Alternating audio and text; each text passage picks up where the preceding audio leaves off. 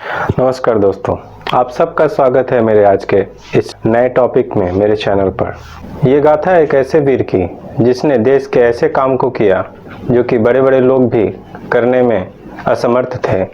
यहाँ तक कि देश के नेताओं ने भी कहा कि ये काम होना चाहिए, पर किसी ने भी इस काम को करने का बीड़ा नहीं उठाया। और उस काम को करने का जिसने श्रेय पाया उसका नाम था शेर सिंह राणा। जी हाँ दोस्तों, एक फिल्मी अंदाज में शेर सिंह राणा तिहाड़ जेल से फरार हो जाते हैं और फिर इस कारनामे को पूरा कर दिखाते हैं। आप मेरी वीडियो को बहुत पसंद कर रहे हैं, इससे मुझे बहुत खुशी होती है। आने वाले वीडियो के नोटिफिकेशन के लिए मेरे चैनल को सब्सक्राइब कर लीजिएगा और बेल आइकन को भी जरूर दबा दीजिएगा। इसमें बहुत सारे पहलू ऐसे हैं दोस्तों जिसको जानना बेहद जरूरी है कि यह काम आखिर कैसे किया गया और कब किया गया। दोस्तों, इस कहानी को शुरुआत करने से पहले इस कहानी की शुरुआत कहां से हुई मैं ये बताना चाहूंगा। इसकी शुरुआत जानने के लिए आपको थोड़ा फ्लैशबैक में लिए चलता हूं।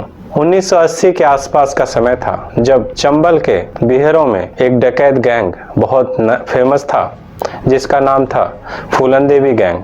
बड़े बड़े लोग जहां पर फूलन देवी से काफ़ी डरते थे और बड़े बड़े हत्याकांड फूलन देवी और उनके गैंग द्वारा किया जाता था। बहुत से लोगों का खून खौलता था इस बात को सुनकर कि फूलन देवी और फूलन देवी के गैंग ने बहुत सारे लोगों को मारा है। इस पर शेर सिंह राणा का भी खून खौलता था।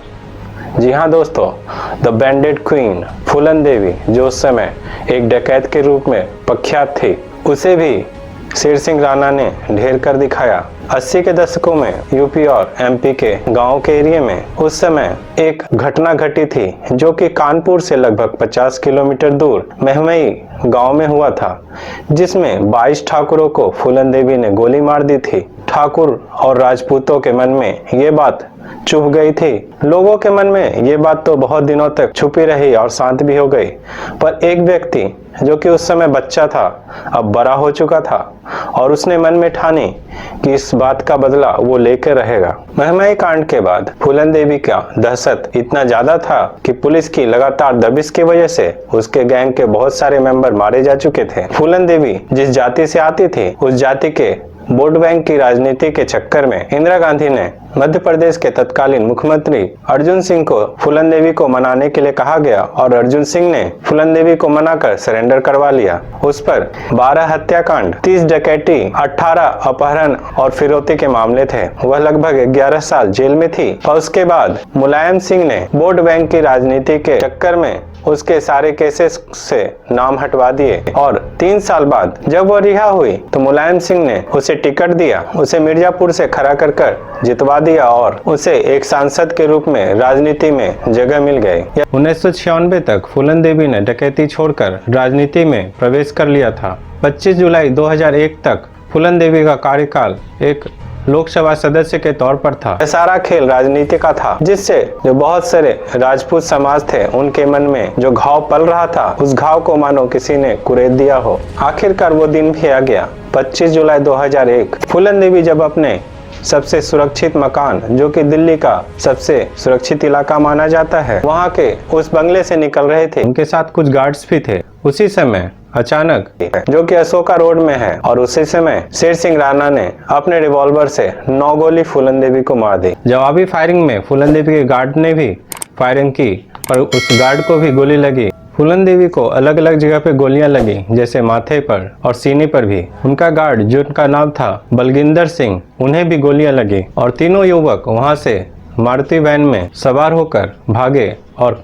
कुछ रास्ते के बाद उन्होंने मारुति वैन छोड़कर वहां से ऑटो से निकल गए। उन्हें तत्काल राम मनोहर लोहिया अस्पताल ले जाया गया जहां पे उनकी मृत्यु हो गई। इसके बाद शेर सिंह राणा वहां से फरार हो गया, लेकिन 2 दिन बाद ही शेर सिंह राणा ने अपने आप को सरेंडर कर दिया। सरेंडर के बाद उसने ये जरूर कहा, राजपूत भाइयों के हत्या करने के बदले के कारण हमने ये हत्याकांड किया है कि हाँ, मैंने महमई कांड में अपने भाइयों का बदला लिया है। शेर सिंह राणा के ऊपर केस चला और उसे दिल्ली के सबसे सुरक्षित जेल तिहाड़ जेल में डाल दिया गया कि कोई भी सलाखें मुझे ज्यादा दिन तक बंद नहीं रख पाएगी, और हुआ भी यही। दोस्तों, इसके बाद की कहानी बहुत ही रोचक है। आप पूरी वीडियो को पूरे ध्यान से देखिएगा, और इसी तरह की वीडियो को देखने के लिए आप मेरे चैनल को लाइक, शेयर और सब्सक्राइब जरूर कर लीजिएगा, और घंटे के बटन को जरूर दबा के ऑल पे क्लिक कर दीजिएगा, नोटिफिकेशन सबसे पहले आपको मिल सके। हाँ दोस्तों, इसके बाद असली कहानी शुरू होती है। ये 2 साल में घटित घटना है। वो जब पकड़े गए और तिहाड़ जेल में फिर से चले गए, तब उन्होंने अपने ऊपर बीते हुए लम्हों को एक किताब के रूप में लिख डाला, जिसका नाम था जेल डायरी काबुल से कंधार तक। 17 फरवरी 2004 को कलकत्ता के एक गेस्ट हाउस से उन्हें फिर से पकड़ लिया गया। कारण था, एसआईटी की टीम को यह खबर मिली थी कि कलकत्ता में कोई हिंदी अखबार लेता है। एसआईटी की टीम ने गिरफ्तार कर लिया और पता चला यह वही शेर सिंह राणा है जो 2 साल पहले तिहाड़ जेल से भागा था। असली कहानी इसी 2 साल की है दोस्तों। जिस 2 साल में शेर सिंह राणा ने एक ऐसा काम किया, पृथ्वीराज चौहान की अस्थियों को लाने का था। यह साहसी काम बड़ा ही असाधारण था, जिसे बताने में मुझे बेहद खुशी होती है। जब बड़े ही फिल्मी अंदाज में शेर सिंह राणा भागे, उसकी कहानी इस प्रकार है कि 17 फरवरी 2004 को 3 पुलिस वाले जेल के दरवाजे पे पहुंचे कुछ कागजात लेकर, और उन्होंने जेल अधिकारियों को बताया कि शेर सिंह राणा को हरिद्वार के एक कोर्ट में उन्हें एक केस के सिलसिले में हाजिर करना है। जिसके बाद उस कागजात को देखने पर किसी को शक नहीं हुआ, और जेल अधिकारियों ने शेर सिंह राणा को, जो कि असलियत में शेर सिंह राणा के ही दोस्त थे, उस 3 पुलिस वालों के हवाले कर दिया। बाद में जो कि असलियत में शेर सिंह राणा के ही दोस्त थे। जब शेर सिंह राणा और उनके तीनों दोस्त वहां से चले गए, और कुछ दिनों बाद उन्हें जेल सब प्रशासन को यह पता चला कि शेर सिंह राणा यहाँ से फरार हो चुके हैं, तो उन्होंने सिर पीट लिया। वहां से फरार होने के बाद शेर सिंह राणा ने सबसे पहले सिकंदराबाद गए, होटल में कुछ दिन रुके और अपने दोस्तों की मदद से अपने परिवार के पास से लगभग 1 लाख रुपया मंगवाया, जिससे उनके आगे की जर्नी हो सके। इस बीच शेर सिंह राणा ने रांची से अपने लिए एक पासपोर्ट बनवाई, जिससे वो बांग्लादेश जाने वाले थे। लगभग 2 महीने का समय बीता, जिसमें उनके पास पासपोर्ट बनकर आया, और बाद में उस पासपोर्ट को लेकर वह कलकत्ता चले गए। कलकत्ता से ढाका चले गए और वहां एक यूनिवर्सिटी में दाखिला भी ले लिया। बाद में ढाका से होते हुए वो अफगानिस्तान चले गए। अफगानिस्तान से काबुल और काबुल से कंधार। जी हाँ दोस्तों, कंधार जाने के पीछे बहुत बड़ा मकसद था। वो मकसद था कंधार से ही आया हुआ एक न्यूज। जिस समय शेर सिंह राणा तिहाड़ जेल में थे, लगभग उसी समय एक न्यूज उन तक पहुंची कि 1999 में जब प्लेन हाईजैक किया गया, जो इंडियन एयरलाइंस का IC-814 प्लेन था, उसे हाईजैक करके कांधार ले जाया गया, जहां पर कुछ उग्रवादियों द्वारा ये डिमांड रखा गया कि यात्रियों के बदले हमारे 3 उग्रवादी साथियों को छोड़ दिया जाए। उस समय अटल बिहारी वाजपेयी का शासन था। उन्होंने उन सारे यात्रियों के बदले उस 3 उग्रवादी को छोड़ने का फैसला किया। 31 अगस्त 1999 को जब अटल बिहारी वाजपेयी ने उस 3 उग्रवादी को छोड़ने का निर्णय लिया, जिसके बदले वो हमारे भारतीय यात्रियों और कई विदेशी यात्रियों को छोड़ने का निर्णय लिया गया था। That denial doesn't carry any weight. What evidence do you have, sir? We have evidence to show that hijackers were encouraged by Pakistan. What evidence, sir? Pardon? What is the evidence that you have? We will publish it when time comes. Isn't it important to hear that evidence now, sir?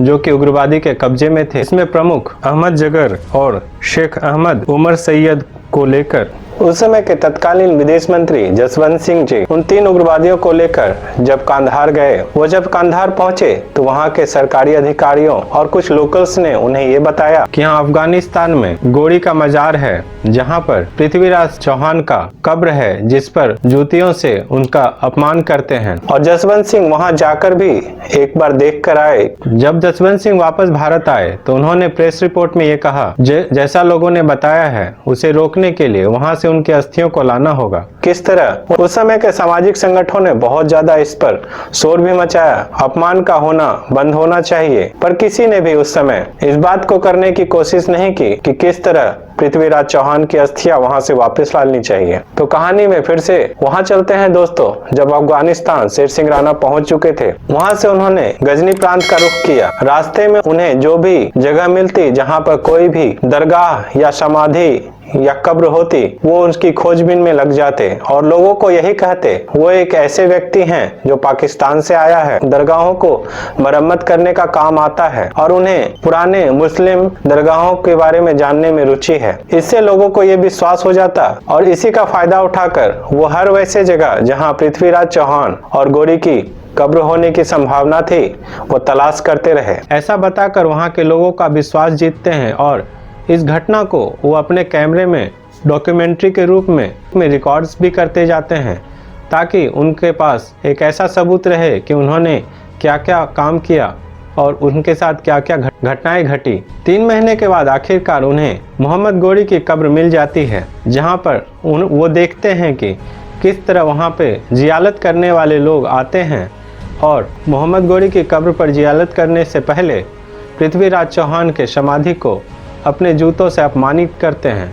ये देखकर उन्होंने यह उसी समय प्रण ले लिया और उन्होंने साथ साथ वीडियो बनाते हुए भी कहा है कि मैं प्रण लेता हूँ कि पृथ्वीराज चौहान की समाधि पर से ये जो बेइज्जती हमारे देश की हो रही है, इसे मैं मिटा कर रहूँगा और यहाँ से उनकी अस्थियों को, उनकी मिट्टी को यहाँ से ले जाकर रहूँगा। पूरा गांव जो है, ये पूरा इलाका ही, पूरा गांव नहीं, इसके आसपास के सभी गांव, ये पूरा इलाका जो है ये बहुत ही खतरनाक इलाका है।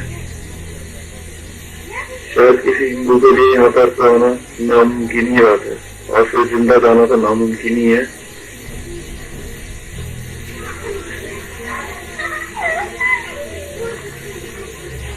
ये गौरी की मजार है।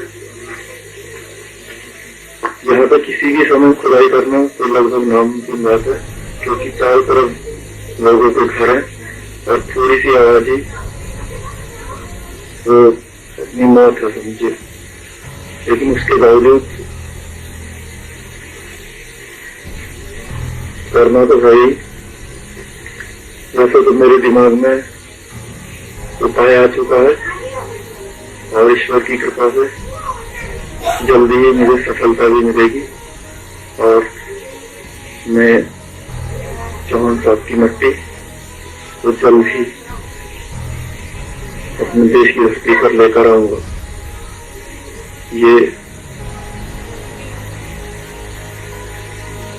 शेर सिंह राणा का वादा है। यह मेरा प्रण है। बाद में वह एक योजनाबद्ध तरीके से रात्रि में लगभग 12 बजे से लेकर सुबह के 2 बजे तक उस कब्र को खोदते हैं और उसमें से मिली हुई जो भी अस्थि और मिट्टी वहाँ से वो अपने पास लेकर वहाँ से चले आते हैं। बाद में उन्होंने सीधे सीधे सरकार को यह बात ना बताकर अपने मित्र को कुरियर से वो मिट्टी, वो राख, वो हड्डियाँ पार्सल करते हैं, जो कि वहाँ के लीडर के द्वारा एक कार्यक्रम के दरमियान ये बताया जाता है कि किस तरह शेर सिंह खान ने हमारे देश के भारतीय राजपूत का एक शेर की अस्थियों को लेकर एक दूसरा शेर भारत आया है और उस अस्थियों को वहाँ पर लोगों के सामने रखा जाता है और उस वीडियो को भी दिखाया जाता है जो कि शेर सिंह ने बनाया होता है। तब भारत के लोगों को ये पता चलता है कि यह कारनामा हमारे देश के एक सच्चे सपूत शेर सिंह राणा ने किया है और बाद में खुद भी वो भारत आ गए। माँ की मदद से गाजियाबाद के पिलखुआ गांव में एक मंदिर बनवाते हैं जो कि पृथ्वीराज चौहान के नाम से है और वहीं पे उनकी मिट्टी को स्थापित किया गया है, जहां लोग श्रद्धा से उनको प्रणाम करते हैं और उनके बारे में जानते हैं। सरकार को यह जब पता चलता है कि शेर सिंह राणा भारत में ही कहीं छुपा है, तब वे बहुत ज़्यादा खोजबीन करने लगते हैं। यह न्यूज़ भी मीडिया में बहुत फैली, पर सरकार इसको बताने में हिचकती रही। जब शेर सिंह राणा को कलकत्ता से फिर से पकड़ लिया गया था और एक कोर्ट की निचली अदालत ने उन्हें उम्र कैद और 1 लाख का जुर्माना सुनाया। इस जुर्माने को सुनाने के बाद भी पूरे कोर्ट परिसर में उनकी जय जयकार हो रही थी। इससे आप उनके ख्याति की बात समझ सकते हैं कि दोस्तों, लोगों के बीच में उनकी कितनी मान सम्मान बढ़ चुकी थी। 24 अक्टूबर 2016 को उन्हें निर्दोष साबित करके उन्हें रिहा कर दिया गया। बाद में उन्होंने एक अपनी राजनीतिक पार्टी बनाई, जिस पार्टी का नाम राष्ट्रवादी जनलोक पार्टी है, जिसे आरजेपी के नाम से जानते हैं। प्रतिमा सिंह से उन्होंने विवाह भी किया, जो कि मध्य प्रदेश के एक सांसद की पुत्री हैं, जिनका नाम है राणा प्रताप सिंह। इसके लिए उनको लाख लाख धन्यवाद कि उन्होंने एक देश का ऐसा काम कर दिखाया जो देश के ही नहीं, राजपूतों की भी शान बढ़ाते हैं। तो दोस्तों, ये वीडियो आपको कैसी लगी कमेंट में जरूर लिख दीजिएगा। चैनल को लाइक शेयर और सब्सक्राइब भी जरूर कर दीजिएगा। तो मिलता हूँ अगले वीडियो में, तब तक के लिए धन्यवाद।